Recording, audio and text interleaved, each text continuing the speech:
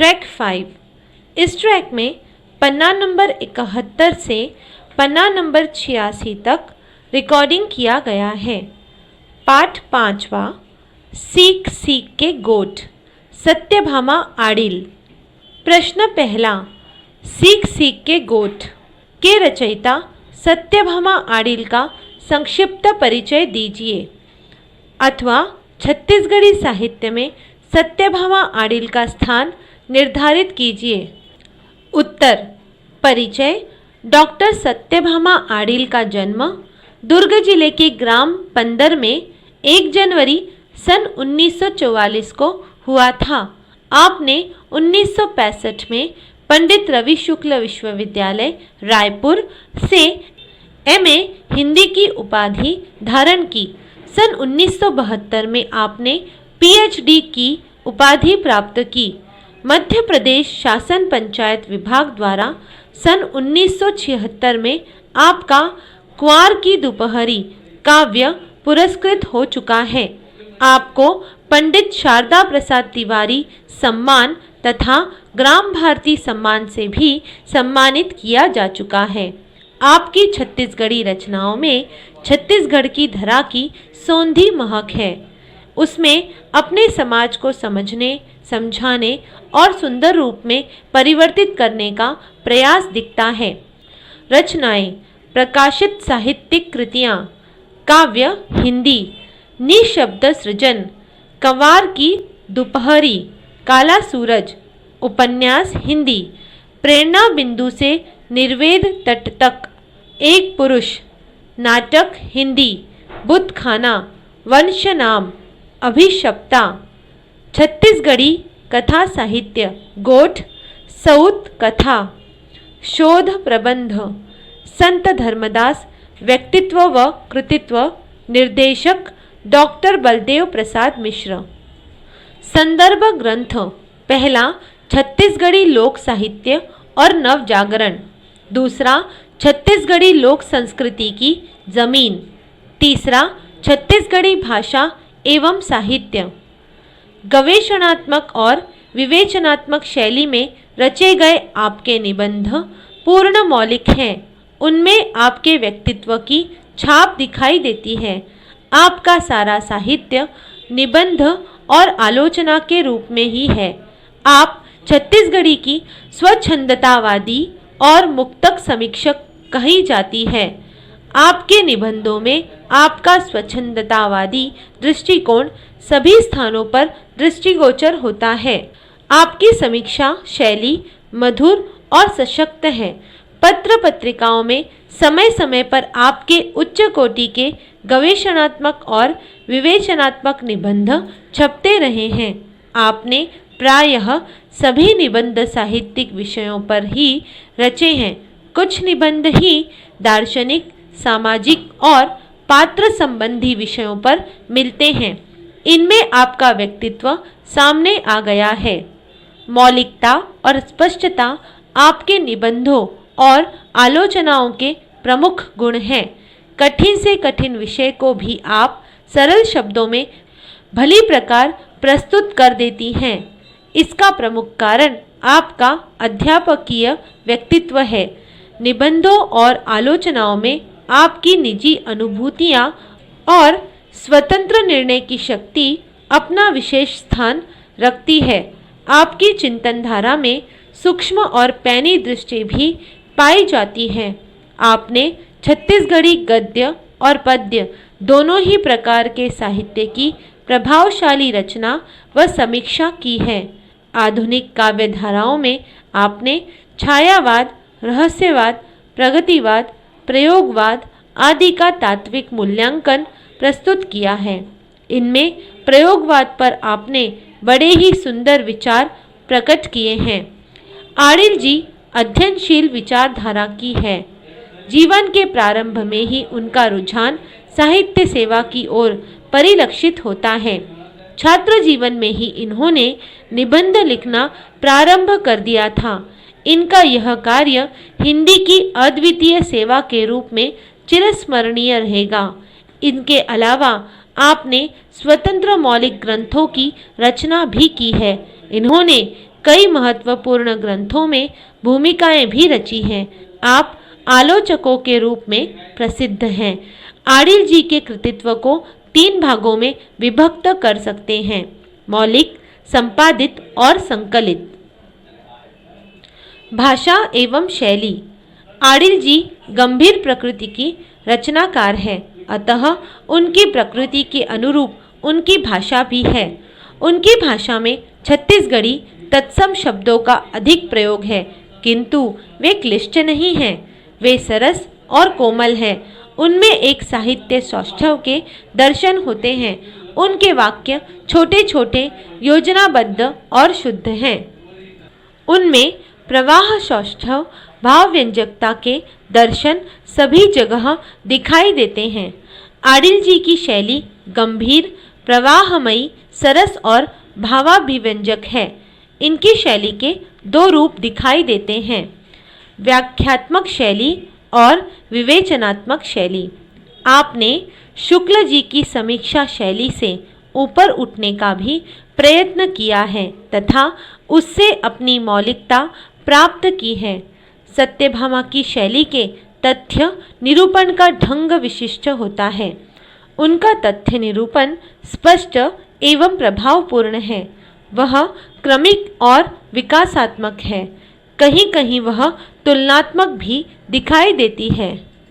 भाव विभोर के भी दर्शन यत्र तत्र होते हैं।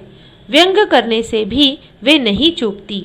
शैली में रचनाकार के व्यक्तित्व की पूर्ण अभिव्यक्ति होती है। आपके व्यक्तित्व की गुरुता और गंभीरता के कारण आपकी शैली भी बड़ी गंभीर है। उसमें कहीं भी शैथिल्य और हल्कापन नहीं है। आपकी शैली सर्वत्र सशक्त और प्राणमयी रही है। उसमें ओजस्विता और स्पष्टता दिखती है। आपका व्यक्तित्व स्वच्छंदतावादी होते हुए भी सर्वत्र मर्यादित और संतुलित रहा है। आपने प्राचीन समीक्षा सिद्धांतों और रूढ़ियों के प्रति विद्रोह व्यक्त किया है। नवीन युग के अनुरूप नई मान्यताओं की स्थापना करने का आपका अभिनव प्रयास दिखाई देता है। प्रश्न दूसरा, सीख सीख के गोठ पाठ का सारांश व उद्देश्य लिखिए, अथवा सीख सीख के गोठ का शिल्प विधान लिखिए, अथवा सीख सीख के गोठ की भाषा शैली व उद्देश्य पर प्रकाश डालिए। उत्तर, सीख सीख के गोठ डॉक्टर सत्यभामा आडिल द्वारा रचित लोकप्रिय गद्य रचना है। डॉक्टर सत्यभामा हिंदी साहित्य एवं छत्तीसगढ़ी साहित्य में समान रुचि रखने वाली रचनाकार हैं। गद्य और पद्य दोनों ही क्षेत्रों में इनकी लेखनी समान गति से चलती प्रतीत होती है। प्रस्तुत रचना छत्तीसगढ़ी में ही रचित है। सीख सीख के गोठ पाठ पर सत्यभामा आडिल के सर्जक अंतर्मन की गहरी छाप है। वैसे भी कहावतें और लोकोक्तियाँ व्यक्ति की भाषाई आवश्यकताओं को पूरा करती है। इतना ही नहीं, वह जनसाधारण की बुद्धि को अपेक्षाकृत अधिक गहराई तक प्रभावित करती है और उसका प्रभाव अधिक स्थायी भी होता है। यह प्रभाव स्थूल सामाजिक सरोकारों तक ही मर्यादित न होकर भाषाई सौंदर्य बोध को भी सामने रखता है। छत्तीसगढ़ के जनजीवन में सरलता है, गतिशीलता है, एक दीर्घ जीवंतता है। इसी से छत्तीसगढ़ी कहावतों और लोकोक्तियों में एक लय है और खेत खलिहानों की सौंधी महक भी है, जो उनके अर्थों को कभी मिटने नहीं देती हैं, जीवित रखती हैं। लोकोक्तियों को छत्तीसगढ़ी में हाना कहा जाता है। अपनी बात को पुष्ट करने के लिए हाना का प्रयोग अधिक किया जाता है। निबंधकार सत्यभामा आडिल का शब्द संयोजन उनकी रचनात्मक दक्षता को खूब प्रकट करता है। प्रस्तुत पाठ में वे ही लोकोक्तियों और कहावतें सम्मिलित की गई हैं जो प्रतिदिन के जीवन से सरोकार रखती है, किंतु साहित्यिक द्वारा प्रस्तुत किए जाने पर उनमें एक नवीन दीप्ति आ गई है। प्रस्तुत निबंध ग्रामीण जागरण की दिशा में एक नैतिक प्रयास है। कथा वस्तु छत्तीसगढ़ प्रदेश की संस्कृति में बात बात पर सीख देने की प्रथा है। ग्रामीण क्षेत्र में अधिक आयु के लोग अपने से कम आयु के लोगों को कहावतों और लोकोक्तियों के माध्यम से सीख प्रदान करते हैं। वे कहते हैं कि इस सीख को अगर गांठ बांध लो तो जीवन में कोई कठिनाई नहीं आएगी, हमारे बहुत काम इससे सरल हो जाएंगे। लोकोक्ति का एक सुंदर उदाहरण प्रस्तुत किया है। अब्बड़ सोच समझ के हमला गुरु बनाए के ये, जैसे पानी ल छान छान के पीथे ओइसने। गुरु बनावे जान के, पानी पीवे छान के। जब घर के मुखिया ह ताश खेले में मस्त होथे, तब खेती और धन के नाश हो जथे। ऐसना सीख के गौठ है, खेती धन के नाश जब खेले बोसैया ताश। आशय यह है कि मनुष्य को बहुत सोच समझकर ही गुरु बनाना चाहिए। जैसे पानी को छान छान कर पिया जाता है, ठीक उसी प्रकार सीख का दूसरा उदाहरण यह है कि अगर किसान ही ताश खेलने लगेगा तो खेती और धन दोनों का नाश होगा, अर्थात किसान का स्वयं का सर्वनाश होगा। सीख का एक उदाहरण प्रस्तुत है। ए सीख है समाज में, राजनीति में बहुत गरम हावय। घरेलू जिंदगी में सास बहू के रिश्ता बर घलो बहुत गरम हावय। जैसे सास पत्तो तोर, छाती जरे मोर। सास बहू तो घर में बने बने रहिथे, तेला देख के मोर छाती हर जयथे। ए ह नारी स्वभाव के बात ए, दूसर के सुख शांति ल देखे नहीं सके। सियान मन कही थे, जौन ह सह लेथे तौन ह सुख में रहथे। जिस प्रकार समाज में राजनीति की बहुत गर्म हवा है, ठीक उसी के समान घरेलू जीवन में सास बहू के रिश्ते की बहुत गर्म हवा है। सास बहू की अगर घर में बनती है तो दूसरी स्त्री को बहुत दुख होता है। यह नारी स्वभाव है। दूसरे के सुख शांति को वह सहन नहीं कर पाती। जो स्त्री यह सहन कर लेती है, उसका जीवन बहुत सुख से व्यतीत होता है।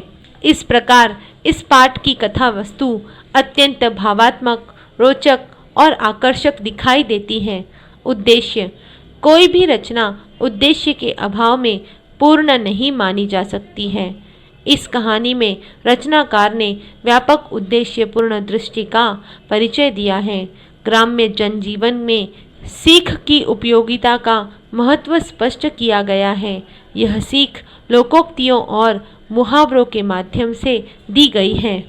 एमा बड़ सच्चाई हावय, ए बात ला मन में राख के काम करबो त हमर जिंदगी में अड़चन नहीं आवय। आपसी व्यवहार में घलो हमन ल कतकौन बात के ख्याल रख ले पड़थे। जैसे बिन आदर के पहुना बिन आदर कर जाए, गोड़ धोए परछी में बैठे सुरा बरोबर खाए। इस प्रकार रचना का उद्देश्य ग्रामीण जागरण की दिशा में नैतिक प्रयास करना है। भाषा शैली, इस रचना की भाषा अत्यंत सरल, सहज एवं प्रवाहपूर्ण है। स्थल स्थल पर मुहावरे और कहावतों की अभिव्यक्ति से इसकी रोचकता बढ़ गई है। वर्णनात्मक, व्याख्यात्मक एवं चिंतन प्रधान जीवन शैली का प्रयोग कहानीकार ने किया है। ग्रामीणों को मुहावरों और कहावतों के माध्यम से सीख देना समाज की जीवंतता एवं भाषा की रोचकता के प्रमाण है। जौन ह बैद के काम नहीं सीखे, डॉक्टरी नहीं पढ़िए और अपन मन के इलाज करथे, तौन ह खतरनाक बात ए ओकरे सेती कहथे अड़हन बैद परान घातिका। सियान मन के शीश के गोठ पा हमला का करना चाही, का नहीं करना चाही, सगुन असगुन बात के संकेत मिलथे। बेटा ह खाए बर बैठे औ महातारी ह कहूँ परसथे, त दू कौरा ज्यादा खाना परस देथे। बेटा ह खिसियाथे त महतारी ह हास के कहथे, माता के परसे औ मेघा के बरसे। इस रचना को ठेठ खड़ी बोली में तैयार किया गया है, किंतु छत्तीसगढ़ी संस्कृति का चित्रण एवं इस भाषा का अनेक स्थानों पर प्रयोग से आंचलिकता की स्वाभाविक झलक दिखाई देती है। लोक जीवन की संस्कृति आस्थावादी व नैतिक मापदंड की संस्कृति होती है।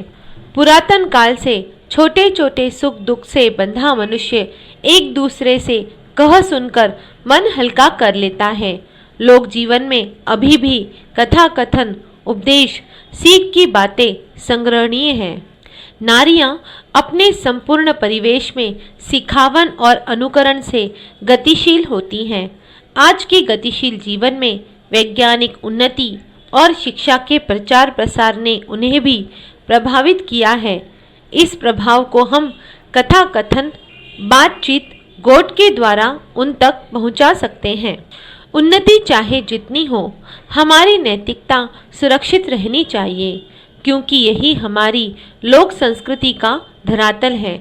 हम इस धरातल को त्याग नहीं सकते हैं। आज के पंचायती राज में महिलाओं की भागीदारी अधिक बढ़ गई है। प्रजातंत्र अपने वास्तविक रूप में आकार ले एवं महिला जागरण व राष्ट्र व समाज को नव आयाम मिले तथा समृद्धि के शिखर पर पहुँचे, यही प्रस्तुत निबंध का उद्देश्य है। प्रश्न तीसरा, मुहावरे की परिभाषा दीजिए। मुहावरों की विशेषता पर संक्षेप में प्रकाश डालिए। अथवा मुहावरा वाक्यांश होता है, उदाहरण देते हुए समझाइए। उत्तर, मुहावरों का अर्थ व परिभाषा।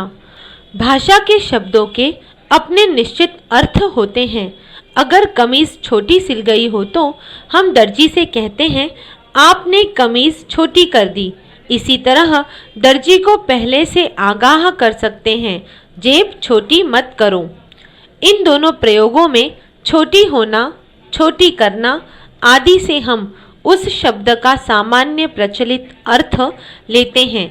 लेकिन किसी व्यक्ति को दुखी देखकर अगर हम यह कहें कि दिल छोटा मत करो, तो यहाँ छोटा का सामान्य अर्थ नहीं है। हम मनुष्य के हृदय के आकार को छोटा या बड़ा नहीं कर सकते। फिर यहाँ दिल छोटा मत करो का तात्पर्य क्या है? वास्तव में वक्ता श्रोता को यह कहना चाह रहा है कि उदास मत हो। हम दिल के संदर्भ में छोटा का लाक्षणिक अर्थ लेते हैं, उदास मत हो। हम दिल के संदर्भ में छोटा का लाक्षणिक अर्थ लेते हैं, उदास होना, दुखी होना। लाक्षणिक अर्थ में प्रयुक्त शब्द ही मुहावरे कहलाते हैं।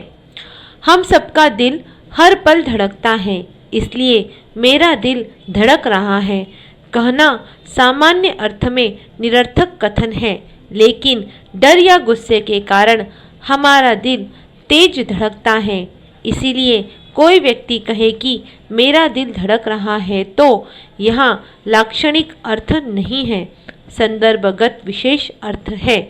कहने वाले का आशय यह है कि मुझे डर लग रहा है। ऐसे प्रयोगों को हम मुहावरेदार प्रयोग कहते हैं। मुहावरे के लक्षण या विशेषताएं। मुहावरे और मुहावरेदार प्रयोग दोनों भाषा में रूढ़ होते हैं। इसका तात्पर्य यह है कि हम अपनी इच्छा से कोई मुहावरे नहीं बना सकते हैं। जैसे पैर दर्द कर रहा है, कोई मुहावरा नहीं बनेगा।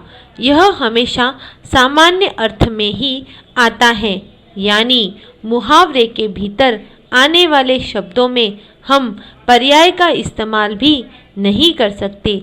जैसे ईद का चांद होना एक मुहावरा है, लेकिन इसे हम ईद का चंद्रमा नहीं कह सकते हैं।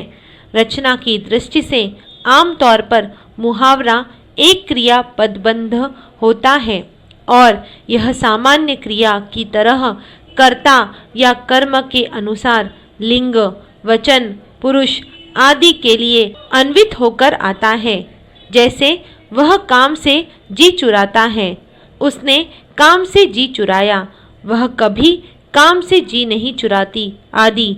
लेकिन यह जरूरी नहीं है कि मुहावरे केवल क्रिया ही हो, क्योंकि संज्ञा पदबंध वाले कुछ मुहावरे भी हैं, जैसे चिकना घड़ा, संज्ञा पदबंध, आस्तीन का सांप। इन मुहावरों को भी हम वाक्य की रचना में पदबंध के रूप में ही देखते हैं। जैसे वह तो चिकना घड़ा है, उसे किसी भी बात की शर्म नहीं है। वह मेरा दोस्त नहीं बल्कि आस्तीन का सांप है। कुछ व्याकरण इन्हें क्रिया के साथ चिकना घड़ा होना, आस्तीन का सांप होना जैसे रूपों में देखते हैं, जो अनावश्यक और भ्रामक है। हम इस तरह का प्रयोग नहीं देखते। वह आस्तीन का सांप हो गया है, वह चिकना घड़ा हो सकता है। दो मुहावरे देखिए। उसका चेहरा तमतमा गया, वह लाल पीला हो गया। ये दोनों मुहावरे क्रोध का अर्थ प्रकट करते हैं। आपने देखा होगा कि लोग नाराज होते हैं तो उनका चेहरा लाल हो जाता है, उनके नथुने फड़कते हैं, त्योरियां ऊपर हो जाती हैं। हम इन शारीरिक परिवर्तनों की बात कर क्रोध का अर्थ प्रकट कर सकते हैं। ये उक्तियां लाक्षणिक अर्थ देने के कारण मुहावरे कहलाती हैं। क्रोध प्रकट करने वाले इसी तरह के अन्य मुहावरे देखिए। त्योरियां चढ़ना, आपे से बाहर होना, आंखें दिखाना, आंखें तरेरना, माथे पर बल पड़ना, बल रेखाएं, चेहरे की लाली, माथे पर रेखाएं आदि शारीरिक क्रियाएं हैं जो क्रोध में दिखाई देती हैं। इसी तरह हाव भाव आदि विभिन्न शारीरिक स्थितियों से कई मुहावरे बनते हैं। शारीरिक स्थितियों के संदर्भ में वे उक्तियां रूढ़ हो जाती हैं और हम उन संदर्भों में सामान्य भाषा की जगह मुहावरों का प्रयोग करते हैं। इन मुहावरों से एक तो भाषा की अभिव्यक्ति में नवीनता आती है और दूसरे उचित मुहावरों के प्रयोग से हम स्थिति का स्पष्ट वर्णन भी कर सकते हैं। जैसे चेहरा तमतमाना, मुंह फुलाए बैठना आदि कम गुस्से के लिए प्रयुक्त होते हैं, जबकि आग बबूला होना, आंखों से अंगारे बरसना से गुस्से की अधिकता प्रकट होती है।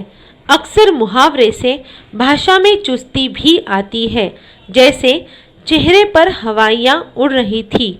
इस मुहावरे से उस व्यक्ति की परेशानी या विवशता की सूचना प्राप्त होती है, लेकिन इसी को हम अगर सामान्य शब्दों में कहना चाहें तो आसान नहीं होगा। विभिन्न प्रकार के मुहावरे। शारीरिक स्थितियाँ। निम्नलिखित मुहावरों में आप संदर्भ के अनुसार शारीरिक स्थिति की कल्पना कर सकते हैं। अंगूठा दिखाना, तिरस्कार का भाव दिखाना। नेता के कहने पर भी कर्मचारी ने काम नहीं किया और उन्हें अंगूठा दिखा दिया। आंखें पथरा जाना, इंतजार में बहुत थक जाना, वे बहुत देर तक नहीं आए, उनकी प्रतीक्षा करते करते हमारी आंखें पथरा गई। उंगली उठाना, निंदा करना, दोष देना, उन्होंने जिंदगी भर नेक काम किए हैं, कोई उन पर उंगली नहीं उठा सकता। कुछ मुहावरे धमकी के तौर पर प्रयोग में आते हैं, यद्यपि इन मुहावरों का वास्तविक अर्थ नहीं है। काल्पनिक स्थितियों में लोग मुहावरों के प्रयोग से दूसरे को धमकाते हैं। तुम बदमाशी करोगे तो मैं तुम्हारे दांत तोड़ दूंगा, तुम्हारी खाल खींच लूंगा, तुम्हारी जबान खींच लूंगा, तुम्हारा सिर कुचल दूंगा। इसी प्रकार व्यक्ति इन्हीं स्थितियों को अपने ऊपर लेकर अपनी परेशानी या कठिनाई या विवशता आदि प्रकट करता है। लोग खेल के लिए समय पर नहीं आए तो मेरे हाथ पैर ठंडे हो गए। समय पर लोगों की सहायता नहीं मिली तो मेरी कमर टूट गई। मेरा झूठ पकड़े जाने पर मेरी नाक कट गई। मुसीबत के समय दोस्तों ने सहायता नहीं की तो मेरा दिल टूट गया। कुछ वास्तविक स्थितियां हैं जहां हमें कार्य का परिणाम स्पष्ट दिखाई देता है। जैसे घाव पर अगर नमक गिर जाए तो बहुत जलन होती है। कोई व्यक्ति पहले से दुखी हो उसे और दुख देंगे तो वह यही कहेगा कि तुम जले पर नमक छिड़क रहे हो। ऐसे कुछ मुहावरे आगे देखें। किसी के आंसू पोंछना, धीरज दिलाना, बात गांठ बांध लेना, बात को अच्छी तरह समझ लेना। लोक कथाओं, पुराणों और संस्कृति से जुड़े मुहावरे। इन मुहावरों को समझने के लिए ज़रूरी है कि हम भाषा में प्रचलित कथाओं या मान्यताओं को जानें। जैसे बीड़ा उठाना एक मुहावरा है जिसका अर्थ है कि किसी काम के लिए प्रयत्न करना। जैसे अंग्रेजों ने रानी चेन्नम्मा के किले पर आक्रमण किया तो चेन्नम्मा ने अंग्रेजों को मार लगाने या हराने का बीड़ा उठाया। भारतीय संस्कृति में पान धार्मिक दृष्टि से पवित्र है। लोग पान का बीड़ा हाथ में उठाकर प्रण करते हैं। इसी परंपरा से यह मुहावरा बना। एक और मुहावरा है कलई खुलना। उसका अर्थ है असलियत मालूम पड़ जाना। दिनेश सबके सामने कहता था कि मैं गांव का जमींदार हूँ, लेकिन बाद में जब पता चला कि वह गांव का सबसे गरीब आदमी है। इस संदर्भ को प्रकट करने के लिए हम कहेंगे दिनेश की कलई खुल गई। कलई को हम भारतीय संदर्भ में यही समझ सकते हैं जहाँ बर्तनों पर कलई कराते हैं। जब तक कलई बनी रहती है या खुलती नहीं है तब तक हमें यह मालूम नहीं पड़ता कि नीचे कौन सी धातु है। पोल खुलना इसका पर्याय है। आप पोल शब्द का अर्थ समझकर इसकी व्याख्या कीजिए। प्रश्न चौथा, लोकोक्ति किसे कहते हैं? लोकोक्तियों की विशेषताओं का उल्लेख कीजिए। अथवा कहावत एक प्रकार का नीति कथन है, स्पष्ट कीजिए, उदाहरण दीजिए। उत्तर, कहावतें, प्रोवर्ब्स। कहावतों को हिंदी में लोकोक्तियाँ भी कहा जाता है, यानी लोक में, जनता में प्रयुक्त उक्तियाँ। मुहावरों की तरह लोकोक्तियाँ भी रूढ़ होती हैं जिन्हें हम बदल नहीं सकते और उसमें आए शब्दों के पर्याय से काम नहीं चला सकते।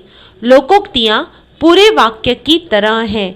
लोकोक्ति को हम आमतौर पर किसी वाक्य के भीतर नहीं रखते, अलग वाक्य के तौर पर उसका उपयोग करते हैं। उदाहरण के तौर पर, अंधा क्या चाहे दो आंखें, इस वाक्य को लीजिए।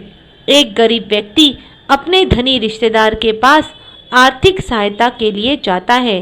रिश्तेदार उससे कहता है, मेरे पास एक अच्छी नौकरी है, करोगे?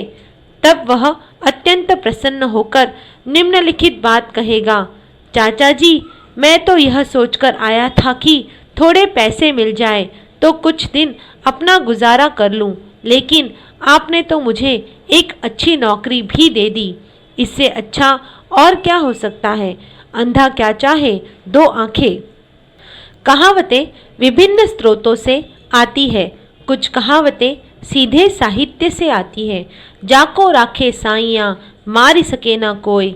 ईश्वर जिस पर कृपालु है उसका कोई नुकसान नहीं हो सकता। इस कहावत को हम दो संदर्भों में बोल सकते हैं। एक, जहां हम भौतिक रूप से मुसीबत में पड़ गए और बाल बाल बच गए। दूसरे, जहां कोई बदमाश किसी आदमी का नुकसान करना चाहता है लेकिन नहीं कर सकता। इन दोनों स्थितियों में हम ईश्वर की कृपा की बात कहते हैं। कुछ कहावतों में लोक कथाएं छिपी होती है, जैसे बिल्ली के गले में घंटी कौन बांधेगा। चूहों ने अपने बचाव के लिए बिल्ली के गले में घंटी बांधने की बात कही। यह ईसप की कहानी है और हम इस कहानी से परिचित हैं। इसी तरह चोरी के संदेह में 8-10 लोगों को पकड़कर लाया गया। न्यायाधीश ने कहा, अब मैं चोर को पहचान गया हूँ। वह आदमी है जिसकी दाढ़ी में एक तिनका है। जो असली चोर था उसका हाथ झट अपनी दाढ़ी पर गया और वह पकड़ा गया। दूध का दूध और पानी का पानी। यह कहावत भी कहानी पर ही आधारित है। इन कहावतों को हम कुछ विशेष वर्गों में बांटकर देख सकते हैं। स्थिति का वर्णन। आ बैल मुझे मार, स्वयं ही अपने लिए मुसीबत बुला लेना। संदर्भ चुपचाप खड़े बैल से कोई यह नहीं कहता कि आओ मुझे मारो। एक तो करेला, दूसरे नीम चढ़ा। जो पहले से खराब है वह बात और बिगड़ जाए। संदर्भ करेला कड़वा होता है और करेले की लता नीम के पेड़ पर चढ़ने का मतलब करेले की कड़वाहट और बढ़ जाना। कोयले की दलाली में मुंह काला, बुरे आदमी की संगत में बुराई ही मिलती है। संदर्भ जो आदमी कोयले का व्यापार करता है उसके कपड़े मैले हो ही जाते हैं। कंगाली में आटा गीला, मुसीबत में और मुसीबत पैदा हो जाना। संदर्भ जो आदमी गरीब है उसके पास थोड़ा ही आटा होगा, वह भी गीला हो जाए तो उसके पास कुछ बचेगा ही नहीं। बिल्ली के भाग से छीका टूटा, अचानक किस्मत खुलना। संदर्भ ऊपर लटका छीका टूटने पर उसे बहुत दूध मिल जाता है, यानी बिना मेहनत किए उसे लाभ मिल जाता है। न सावन हरा न भादो सूखा, सदा एक समान। संदर्भ आमतौर पर सावन महीने में चारों ओर हरियाली रहती है और भादों में घास और पेड़ पत्ते सूख जाते हैं। यहाँ दोनों स्थितियाँ नहीं हैं। सांच को आँच नहीं, जो सच्चा है उसे किसी बात का डर नहीं है। संदर्भ आँच आग की वह गर्मी है जो पास खड़े होने पर लगती है। सांच सत्य को किसी तरह की आँच नहीं लग सकती। तार्किक स्थिति वाली कहावतें। ये कहावतें ऐसी हैं जिन्हें हम अनुभव से तथा तार्किक चिंतन से समझ सकते हैं। उदाहरण के लिए अधजल गगरी छलकत जाए, इसका संदर्भ यह है कि घड़े में पानी हो और उसे लेकर हम तेजी से चले तो पानी छलकेगा और बाहर गिरेगा। इसका लाक्षणिक अर्थ यह है कि जिस आदमी में कम योग्यता है वह सबसे ज़्यादा इतराता है, छलकता है। ऐसे व्यक्ति के संदर्भ में हम इस कहावत का प्रयोग करते हैं। आगे की कहावतों में संदर्भ अपने आप में स्पष्ट है और उनकी स्थितियों का संकेत किया गया है। अब पछताए होत क्या जब चिड़िया चुग गई खेत। जब काम पूरा बिगड़ गया तो पछताने से कोई लाभ नहीं, अर्थात काम बिगड़ने से पहले ही सजग हो जाना, खेत की रक्षा करना जरूरी है। अकेला चना भार नहीं फोड़ सकता, अकेला आदमी कुछ नहीं कर सकता। महत्वपूर्ण काम के लिए लोगों को एक दूसरे का सहयोग करना आवश्यक है। आम के आम, गुठलियों के दाम। दोहरा लाभ प्राप्त करना, जैसे आम खाने के बाद गुठलियाँ भी बेच दी। एक मछली सारे तालाब को गंदा कर देती है। किसी संस्था में कोई एक आदमी गलत आ जाए तो वह सबको बिगाड़ सकता है। एक हाथ से ताली नहीं बजती। कोई झगड़ा एक तरफा नहीं होता, अर्थात झगड़ा बढ़ने का कारण दोनों ही है। एक म्यान में दो तलवार नहीं समा सकती। एक पार्टी के दो नेता नहीं हो सकते। इसी को दूसरी कहावत से स्पष्ट कर सकते हैं। एक जंगल के दो राजा नहीं हो सकते। गंगा गए गंगादास, जमुना गए जमुनादास। अवसरवादी व्यक्ति जो जहाँ जाता है वहीं का हो जाता है। घर का जोगी जोगड़ा, आन गांव का सिद्ध। योग्य व्यक्ति की अपने ही देश में प्रशंसा नहीं होती। जैसे लोग गांव के जोगी को तिरस्कार से जोगड़ा कहते हैं और दूसरे गांव के जोगी को सिद्ध पुरुष मान लेते हैं। इसी के समान लोकोक्ति है, घर की मुर्गी दाल बराबर। जो गरजते हैं वे बरसते नहीं। जो आदमी अपनी बहादुरी के गुण गाता है वह समय आने पर पीछे हट जाता है। जैसे अक्सर बादल गरजते हैं लेकिन बारिश नहीं होती। इसी को हम एक दूसरी कहावत से भी स्पष्ट कर सकते हैं। जो कुत्ता भौंकता है वह काटता नहीं। 9 दिन चले 2.5 कोस। बहुत धीमी गति से काम होना, अंधे के हाथ में बटेर। इस कहावत में यही अर्थ प्रकट होता है कि अंधा चुपचाप खड़ा है, लेकिन बटेर उसके हाथ पर अपने आप आकर बैठ जाता है, यानी बिना योग्यता के प्राप्ति। दान की बछिया के दांत नहीं देखे जाते। जो चीज़ अनायास मिली है उसे उसी रूप में ग्रहण करना चाहिए, उसमें और नुक्स नहीं निकालना चाहिए। विपरीत स्थिति या उल्टे परिणाम वाली कहावतें, ये वे कहावतें हैं जिनमें अनुभव की बात है और उसे विपरीत परिणाम से दिखाया गया है। जैसे अंधी पिसे कुत्ता खाए। अंधी बेचारी काम कर रही है, लेकिन उसे यह नहीं मालूम है कि उसका लाभ किसको मिल रहा है। आपको इस दृश्य की कल्पना करनी चाहिए जो इस कहावत में वर्णित है। आँख का अंधा नाम नैनसुख। व्यक्ति की प्रसिद्धि उसके गुण के विपरीत है। उल्टा चोर कोतवाल को डांटे। दोष अपना होते हुए भी दूसरों पर हावी होना। ऊंची दुकान फीका पकवान, इसी को दूसरी कहावत से भी प्रकट करते हैं। नाम बड़े दर्शन छोटे, इन दोनों का तात्पर्य है व्यक्ति में वैसा गुण नहीं है जैसा दिखाई पड़ता है। कहाँ राजा भोज, कहाँ गंगू तेली, दोनों स्थितियाँ बहुत भिन्न हैं और इनमें कोई समानता नहीं है, कोई तुलना नहीं है। खोदा पहाड़ निकली चूहिया, बहुत मेहनत करने के बाद बहुत कम फल मिलना, यानी मेहनत ज़्यादा लाभ कम। छोटा मुंह बड़ी बात, अपनी योग्यता से बढ़ बढ़कर बात करना। जैसे कोई छोटा बच्चा कहे कि मैं पहलवान दारा सिंह को एक मुक्के में चित कर दूंगा। दूर के ढोल सुहावने। अपनी स्थिति खराब लगती है और पराये लोगों की स्थिति अच्छी दिखाई पड़ती है। मुंह में राम बगल में छुरी, व्यवहार से सज्जन व्यक्ति लेकिन वास्तव में बहुत खराब। यह मुंह और मसूर की दाल, अपनी हैसियत से बढ़कर काम करने वाला व्यक्ति। जैसे कोई गरीब व्यक्ति कहे मैं रोज़ मसूर की दाल खाता हूँ। मसूर की दाल महंगी होती है। आए थे हरि भजन को, ओटन लगे कपास। बहुत बड़ा काम करने का दावा करना, लेकिन वास्तव में बहुत छोटे काम में लग जाना। लाक्षणिक अर्थ वाली कहावतें। कोई व्यक्ति कमज़ोर होते हुए भी अपने परिवेश में बहुत महत्वपूर्ण और शक्तिशाली दिखाई पड़े तो हम कह सकते हैं कि अपनी गली में कुत्ता भी शेर होता है। यहाँ कुत्ता कमज़ोर व्यक्ति है, शेर बलवान। काला अक्षर भैंस बराबर, बिल्कुल अनपढ़ व्यक्ति। खरबूजे को देखकर खरबूजा रंग बदलता है। दूसरों की देखा देखी व्यवहार करना, दूसरों की चमक दमक से प्रभावित हो जाना।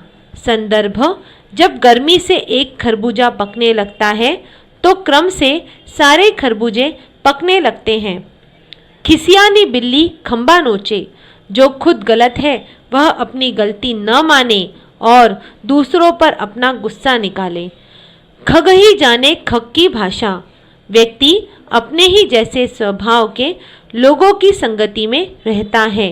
इसी तरह की समान कहावत है, चोर चोर मौसेरे भाई।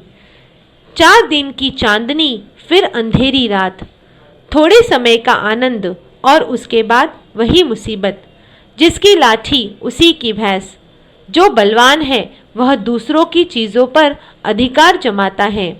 डूबते को तिनके का सहारा। मुसीबत के समय दूसरे लोगों की थोड़ी मदद भी बहुत बड़ी लगती है। तेते पाँव पसारिए जेती लांबी सौर। जितनी शक्ति हो उतना ही व्यक्ति को खर्च करना चाहिए, ज़्यादा नहीं। संदर्भ, छोटी चादर में पैर सिकोड़कर सोना चाहिए। दूध का जला छाछ भी फूंक फूंक कर पीता है। एक बार नुकसान उठाने के बाद हर बात में सतर्क रहता है। संदर्भ, यहाँ दूध का जला में बहुत गर्म दूध पीने से बिल्ली का मुंह जल जाने का संकेत है। बकरी की माँ कब तक खैर मनाएगी। जो दोषी है वह किसी न किसी दिन पकड़ा ही जाएगा। यहाँ संदर्भ विचित्र है। जब बकरा जिंदा हो उसकी माँ उसकी लंबी आयु की कामना तो करेगी, लेकिन इससे बकरा बच नहीं सकता, उसे एक न एक दिन कटना ही है। होनहार बिरवान के होठ चीकने पात। योग्य व्यक्ति के लक्षण बचपन में ही दिखाई दे जाते हैं। जिस तरह बिरवा के पत्ते छोटे होने पर भी चिकने और चमकदार दिखाई देते हैं। अन्य कहावतें इसी तरह विभिन्न स्थितियों में कहावतें अर्थ प्रकट करती हैं। जैसे इधर कुआं तो उधर खाई। इसका अर्थ है दोनों ओर संकट है और दोनों में कोई भी विकल्प अपने लिए मतलब का नहीं है। इसका उपयोग आमतौर पर लोग तब करेंगे जब हर स्थिति में संकट हो। कई कहावतें तुलना वाली हैं, जैसे अंधों में काना राजा। गुणहीन लोगों में वह व्यक्ति श्रेष्ठ माना जाता है जिसमें थोड़ा सा गुण है। बेकार से बेगार भली। खाली बैठने से कुछ काम करते रहना अच्छा है। इस कहावत से निठल्लेपन का तिरस्कार और कर्मठता की प्रशंसा की गई है। आगे की कहावत में यह बताया गया है कि व्यक्ति अपनी योग्यता हमेशा छिपाना चाहता है और अपना दोष दूसरों के सिर पर मढ़ देता है। जैसे नाच न जाने आंगन टेढ़ा। जिसको नाचना नहीं आता वह यह कहता है कि आंगन ही टेढ़ा है, मैं कैसे नाचूं। निम्नलिखित दोनों कहावतों में मूल कारण को ही समाप्त करने की बात है। जैसे न रहेगा बांस न बजेगी बांसुरी। यहाँ बांसुरी वादन के सुरीलेपन का अर्थ नहीं, बल्कि बांसुरी बजने का अर्थ है झगड़ा होना। बांस यानी झगड़े का कारण ही समाप्त हो जाए तो झगड़ा अपने आप ही मिट जाएगा। इस कहावत का उपयोग तब करेंगे जबकि हम किसी समस्या के मूल कारण को ही पकड़ने की बात कहेंगे। इसी संदर्भ में दूसरी कहावत है, न 9 मन तेल होगा न राधा नाचेगी। यानी 9 मन तेल की जब तक शर्त पूरी नहीं होगी तब तक राधा का नाच नहीं होगा। यहाँ 9 मन तेल किसी लोक कथा पर आधारित है जिसका संदर्भ स्पष्ट नहीं है। इसका अर्थ यह है कि राधा को नाचने से रोकना हो तो 9 मन तेल नहीं देना। 9 मन तेल का मतलब प्राचीन समय में इतना ज्यादा तेल इकट्ठा कर पाना संभव नहीं था, अतः ऐसी कहावत चल पड़ी, यानी राधा के न नाचने का अच्छा बहाना। प्रश्नावली। प्रश्न पहला, निम्नलिखित अवतरण की व्याख्या कीजिए। कथे बिन बुलाए पहुना बन के झन जावै, जहाँ आदर नहीं मिले, मान गौन न होवै, उहाँ झन जाए। पैसा हाथ में आईस तहाले फोकट फोकट खर्चा ऊपर खर्चा। जैसे चाउर घर में बेहिसाब पकाओ थे फेंक थे, ऐसना फिजूल खर्ची ल रोके बर हमर सियान मन गोठी आथे। तेली घर तेल होते तब पहाड़ ल नहीं पोते। उत्तर, कभी भी कहीं भी बिन बुलाए मेहमान बनकर नहीं जाएं। जहाँ आदर न मिले, मान आओ भगत न हो, वहाँ नहीं जाना चाहिए। पैसे हाथ में आते ही सभी कुछ फोकट लगता है। खर्च के ऊपर खर्च बढ़ता ही जाता है। घर में चावल बेहिसाब पका लिए जाते हैं, बाद में उन्हें फेंका जाता है।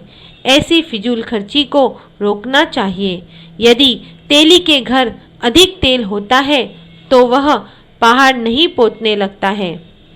प्रश्न दूसरा, सीख सीख के गोठ पाठ की वस्तुशिल्प और शैली पर प्रकाश डालिए। उत्तर, भाषा शैली। इस रचना की भाषा अत्यंत सरल, सहज एवं प्रवाहपूर्ण है। स्थल स्थल पर मुहावरे और कहावतों की अभिव्यक्ति से इसकी रोचकता बढ़ गई है। वर्णनात्मक, व्याख्यात्मक एवं चिंतन प्रधान जीवंत शैली का प्रयोग कहानीकार ने किया है। ग्रामीणों को मुहावरों और कहावतों के माध्यम से सीख देना समाज की जीवंतता एवं भाषा की रोचकता के प्रमाण है। जौन ह बैद के काम नहीं सीखे, डॉक्टरी नहीं पढ़े औ अपन मन के इलाज करथे, तौन ह खतरनाक बात ए ओकरे सेती कहिथे। अड़हन बैद परान घातिका। सियान मन के सीट के गोठ मां हमला का करना चाही, का नहीं करना चाही, सगुन असगुन बात के संकेत मिलथे। बेटा ह खाए बर बैठथे औ महतारी ह कहूँ परसथे तदु कौरा जादा खाना परस देथे। बेटा ह खिसियाथे तो महतारी ह हास के कहिथे माता के परसे औ मेघा के बरसे। इस रचना को ठेठ खड़ी बोली में तैयार किया गया है, किंतु छत्तीसगढ़ी संस्कृति का चित्रण एवं इस भाषा का अनेक स्थानों पर प्रयोग से आंचलिकता की स्वाभाविक झलक दिखाई देती है। प्रश्न तीसरा, मुहावरे और लोकोक्ति की परिभाषा देते हुए सामाजिक जीवन में उनके महत्व पर अपने विचार प्रकट कीजिए। उत्तर, मुहावरे। जब कोई वाक्यांश अपने प्रचलित अर्थ को त्याग कर किसी विशेष अर्थ के लिए प्रसिद्ध हो जाता है तो उसे मुहावरा कहते हैं। जैसे आंख दिखाना।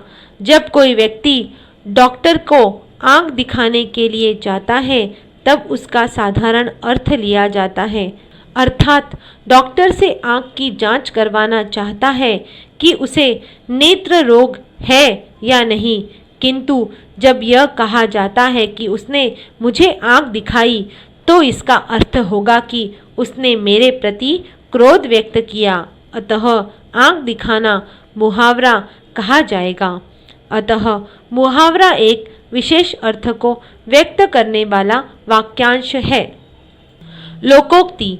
लोकोक्ति शब्द दो शब्दों के योग से बना है, लोक धन उक्ति। लोकोक्ति का तात्पर्य लोक में प्रचलित उस उक्ति या कथन से होता है जो व्यापक लोक अनुभव पर आधारित हो। अतः लोकोक्ति में सामाजिक जीवन का अनुभव और सत्य विद्यमान रहता है। मुहावरे और लोकोक्ति में अंतर। मुहावरा मूलतः अरबी भाषा का शब्द है जिसका अर्थ है अभ्यास या बातचीत। मुहावरे में सदा शाब्दिक साधारण अर्थ से भिन्न अर्थ विद्यमान रहता है। मुहावरा वाक्य नहीं, वाक्यांश है जो वाक्य में प्रयोग किया जाता है, परंतु लोकोक्ति अपने आप में अर्थयुक्त वाक्य है जिसमें लोक जीवन के किसी अनुभव या सत्यांश की सुंदर अभिव्यक्ति रहती है। महत्व। मुहावरों और लोकोक्तियों का भाषा में अत्यधिक महत्व है। मुहावरों के सार्थक प्रयोग से वाक्य के अर्थ में चमत्कार उत्पन्न होता है, जबकि लोकोक्ति में किसी बात का विरोध, खंडन या समर्थन किया जाता है। इनके सफल प्रयोग से भाषा सार्थक, सुगठित एवं प्रभावशाली बनती है। प्रश्न चौथा, सीख सीख के गोठ पाठ से अलग किन्हीं 5 मुहावरों और लोकोक्तियों का उल्लेख करते हुए दैनिक जीवन में उनका महत्व स्पष्ट कीजिए। उत्तर, मुहावरा अरबी भाषा का शब्द है जिसका अर्थ है अभ्यास। यह वाक्यांश जिसका साधारण शब्दार्थ न लेकर कोई विशेष अर्थ ग्रहण किया जाए मुहावरा कहलाता है। पहला, मुहावरे वाक्यांश होते हैं। इनका प्रयोग वाक्यों के बीच में होता है, स्वतंत्र रूप से नहीं होता। दूसरा, मुहावरों के प्रयोग से भाषा में सजीवता और रोचकता आ जाती है। तीसरा, मुहावरा अपना असली रूप कभी नहीं बदलता। उसमें प्रयुक्त शब्दों को उनके पर्यायवाची शब्दों से भी नहीं बदला जा सकता। गाल बजाना के स्थान पर कपोल बजाना हास्यास्पद है। चौथा, मुहावरे का शब्दार्थ नहीं लेना चाहिए, बल्कि प्रसंग के अनुसार उसका अर्थ लेना चाहिए। छाती पर पत्थर रखना का यदि शब्दार्थ लिया जाए तो उसका अर्थ बिल्कुल भिन्न होगा, जबकि मुहावरे के रूप में प्रयोग करने पर इसका अर्थ होगा चुपचाप सहना। 5वां, मुहावरे समय के साथ बनते बिगड़ते रहते हैं। यहाँ कुछ बहुप्रचलित मुहावरों के अर्थ और उनका वाक्यों में प्रयोग दिया जा रहा है। पहला, अक्ल का दुश्मन, मूर्ख। प्रयोग, तुम निरे अक्ल के दुश्मन हो जो 5,000 की चीज 500 रुपए में बेच आए। दूसरा, अक्ल पर पत्थर पड़ना, बुद्धि मारी जाना। प्रयोग, तुम्हारी अक्ल पर क्या पत्थर पड़ गए थे जो तुम बच्चे को अकेला छोड़ आए। तीसरा, अंकुश लगाना, नियंत्रण करना। प्रयोग, सुरेश तुम अपने बेटे पर अंकुश लगाओ, नहीं तो आगे बहुत पछताओगे। चौथा, अंगार बरसना, बहुत अधिक गर्मी होना। प्रयोग, राजस्थान में मई जून में अंगार बरसते हैं। 5वां, अंगूठा दिखाना, इनकार कर देना। प्रयोग, सुधीर ने जब विनय से रुपए मांगे तो उसने अंगूठा दिखा दिया। लोकोक्ति का अर्थ है लोक में प्रचलित उक्ति, किसी महापुरुष, किसी कवि या लेखक की उक्ति कहावत बन जाती है। कहावतों में एक अनुभूत सत्य छिपा रहता है। लोकोक्ति एक स्वतंत्र वाक्य की तरह भाषा में प्रयुक्त होती है। इसका प्रयोग किसी कथन की पूर्ति में उदाहरण के रूप में किया जाता है। लोकोक्ति का क्षेत्र मुहावरों की अपेक्षा अधिक व्यापक है। इसमें स्वयं एक स्वतंत्र अर्थ ध्वनित करने की क्षमता होती है। सुनिए सबकी, करिए मन की, यह एक लोकोक्ति है। इसका अर्थ है सबकी बात सुनकर जो मन को अच्छा लगे वही करना चाहिए। इस प्रकार इस लोकोक्ति में एक प्रकार के सभी आवश्यक तत्व विद्यमान हैं। मुहावरे और लोकोक्ति में अंतर है। मुहावरा वाक्यांश है जबकि कहावत स्वतंत्र वाक्य है। मुहावरे का स्वतंत्र रूप में प्रयोग नहीं हो सकता, उसे किसी वाक्य का अंग बनना पड़ता है। कहावत का एक वाक्य की तरह प्रयोग किया जाता है। लोकोक्ति किसी कथा या चिर सत्य से संबंध रहती है। यहाँ कुछ लोकोक्तियों के अर्थ और उनका वाक्यों में प्रयोग दिया जा रहा है। पहला, अधजल गगरी छलकत जाए, गुणहीन व्यक्ति अपने गुणों का अधिक प्रदर्शन करता है। प्रयोग, किशोर एक साधारण क्लर्क है, घूसखोरी में उसने कुछ धन कमा लिया है तो उसके दिमाग नहीं मिलते, सच है अज्जल गगरी छलकत जाए।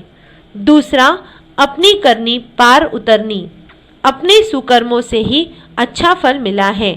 प्रयोग, अगर पढ़ाई में मन लगाओगे और मेहनत करोगे तो अच्छे नंबरों से पास हो जाओगे, नहीं पढ़ोगे तो फेल हो जाओगे, अपनी करनी पार उतरनी। तीसरा, अकल बड़ी की भैंस, शारीरिक शक्ति से बौद्धिक शक्ति बड़ी होती है। प्रयोग, भीम सिंह देखने में हाथी जरूर है लेकिन उसकी बुद्धि मोटी है, वह वाद विवाद में तुम्हारी बराबरी नहीं कर सकता। अकल बड़ी की भैंस कहावत तुमने सुनी ही होगी। चौथा, अपना हाथ जगन्नाथ, अपना काम स्वयं करना चाहिए। प्रयोग, सत्यम ने अलमारी खोलकर लड्डू निकाला और खा लिया, फिर वह बोला अपना हाथ जगन्नाथ। 5वां, अंधा पीसे कुत्ता खाए, ठीक न्याय न होना। प्रयोग, आज न्याय तो कहीं रहा ही नहीं, भ्रष्टाचारी और चापलूस लोगों का बोलबाला है। स्थिति तो यह है कि अंधा पीसे कुत्ता खाए। प्रश्न 5वां, लघु उत्तरीय प्रश्न टिप्पणी लिखिए। पहला, सत्यभामा आड़िल का कला पक्ष। दूसरा, सीख सीख के गोठ पाठ का उद्देश्य। तीसरा, कहावतों और लोकोक्तियों का भाषाई सौंदर्य। उत्तर, पहला, सत्यभामा आड़िल का कला पक्ष गणवेषणात्मक और विवेचनात्मक शैली में रचे गए आपके निबंध पूर्ण मौलिक है। उनमें आपके व्यक्तित्व की छाप दिखाई देती है। आपका सारा साहित्य निबंध और आलोचना के रूप में ही है। आप छत्तीसगढ़ी की स्वच्छंदतावादी और मुक्तक समीक्षक कही जाती है। आपके निबंधों में आपका स्वच्छंदतावादी दृष्टिकोण सभी स्थानों पर दृष्टिगोचर होता है। आपकी समीक्षा शैली मधुर और सशक्त है। पत्र पत्रिकाओं में समय समय पर आपके उच्च कोटि के गवेषणात्मक और विवेचनात्मक निबंध छपते रहे हैं। आपने प्रायः सभी निबंध साहित्यिक विषयों पर ही रचे हैं। कुछ निबंध ही दार्शनिक, सामाजिक और पात्र संबंधी विषयों पर मिलते हैं। इनमें आपका व्यक्तित्व सामने आ गया है। दूसरा, सीख सीख के गोठ पाठ का उद्देश्य। कोई भी रचना उद्देश्य के अभाव में पूर्ण नहीं मानी जा सकती। इस कहानी में रचनाकार ने व्यापक उद्देश्यपूर्ण दृष्टि का परिचय दिया है। ग्राम्य जनजीवन में सीख की उपयोगिता का महत्व स्पष्ट किया गया है। यह सीख लोकोक्तियों और मुहावरों के माध्यम से दी गई है। एमा बड़ सच्चाई हावय, ए बात ला मन में राख के काम करबो तो हमर जिंदगी में अड़चन नहीं आवय। आपसी व्यवहार में घलो हमन न कत कौन बात के ख्याल रख ले पड़थे। जैसे बिन आदर के पहुना बिन आदर कर जाए, गोड़ धोए परछी में बैठे सूरा बरोबर खाए। तीसरा, कहावतों और लोकोक्तियों का भाषाई सौंदर्य। उत्तर, किसी भी भाषा अथवा बोली में प्रयुक्त कहावतों एवं मुहावरों के अवलोकन से उस भाषा अथवा बोली की अभिव्यक्ति शक्ति का बोध होता है। भाषा विज्ञान के सिद्धांत के अनुसार प्रयत्न लाघव के कारण अल्प शब्दों के प्रयोग के द्वारा अधिक अभिव्यंजना से उस भाषा अथवा बोली में निखार आता है। भावों के संकेत या इंगित मात्र इनमें किए जाते हैं। छत्तीसगढ़ी कहावतों या मुहावरों में साहित्यिक सौंदर्य सर्वत्र लक्षित होगा। छत्तीसगढ़ी की सबसे बड़ी विशेषता है उसके भाव गांधीर्य के अंतराल में व्यंग्यात्मक अर्थ व्यंजना। नदिया के तीर में कठवा, मोला भजन सुनारे बठवा की स्वर लहरी जब किसी वृद्ध के कंठ से फूटती है, गूढ़ दार्शनिक अभिव्यक्ति और जीवन की व्यथित संवेदना के साथ ही एक उपहासपरक अर्थध्वनन भी होता है। उर्दू के मुहावरों की बहुधा प्रशंसा की जाती है, किंतु छत्तीसगढ़ी में तो प्रतिक्षण मुहावरों एवं कहावतों की उत्सर्जना होती रहती है। ग्रामीण स्त्रियां व्यवहारिक बोलचाल में इनका प्रयोग करती है। अपटे बन के पथरा, फोर घर के सील यहाँ की एक बहुप्रचलित लोकोक्ति है, जिसका प्रयोग क्रोधाभिभूत व्यक्ति के लिए किया जाता है। इस प्रकार जब कोई क्षीणहीन पंगु व्यक्ति कोई अद्भुत कार्य करने में समर्थ हो जाता है अथवा शरारतपूर्ण कार्यों में तल्लीन रहता है तो लंगड़ा खोरवा महा उपाई, छानी में चक्के बेंदरा नचाई जैसे हास्यजनक लोकोक्तियों का प्रयोग किया जाता है। इन लोकोक्तियों की व्यंजना प्रणाली में कलात्मकता का अभाव भले ही लक्षित हो, किंतु भाव सौंदर्य की गहनता उनमें होती है। छत्तीसगढ़ी कहावतों के अंतर्गत सुंदर पहेलियां भी प्रचलित है, जिनमें मनोरंजन की प्रवृत्ति के साथ दैनिक जीवन के क्रियाकलापों का वर्णन होता है। बाप बेटा के एके नाव, नाती के नाव ओरी, ये बात ला जान लेवे तब उठाओ कौरी। भोजन के समय पत्नी पति से कहती है कि पिता और पुत्र का एक ही नाम है और नाती का नाम दूसरा है, इसे बूझ लो फिर कौर उठाना। छत्तीसगढ़ी मुहावरों में वही माधुर्य लक्षित होगा जो हिंदी की अन्य बोलियों में विद्यमान है।